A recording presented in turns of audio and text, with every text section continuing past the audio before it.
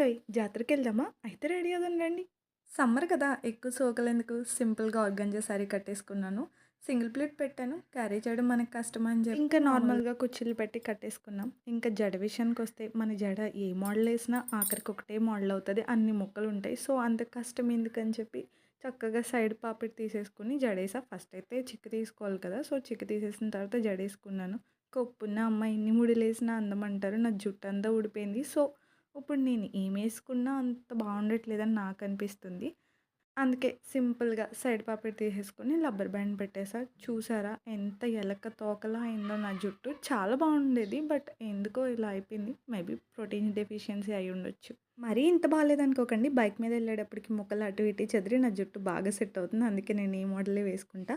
ఇంకా next then face విషయానికొస్తే white tone powder లైట్‌గా అప్లై చేసేసుకొని ఒక చిన్న వైట్ స్టోన్ పెట్టేసి ఫైనల్‌గా కుంకుమ పెట్టేసుకుంటే అంతే రెడీ. అసలు ఈ మధ్య కాటుకే పెట్టుకోవట్లేదని పెట్టుకున్నాను. కళ్ళైతే మండిపోయాయి.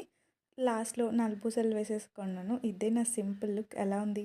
అంతా బానే ఉంది గానీ గాజులేసుకోవడం మర్చిపోయా. ఊరు కూడా అలానే ఎళ్ళిపోయాను. అక్కడికెళ్ళాక గుర్తొచ్చింది. ఇది కూడా మా అక్క అడిగితే. సరే మళ్ళీ నెక్స్ట్ వీడియోలో కలుద్దామా? బాయ్.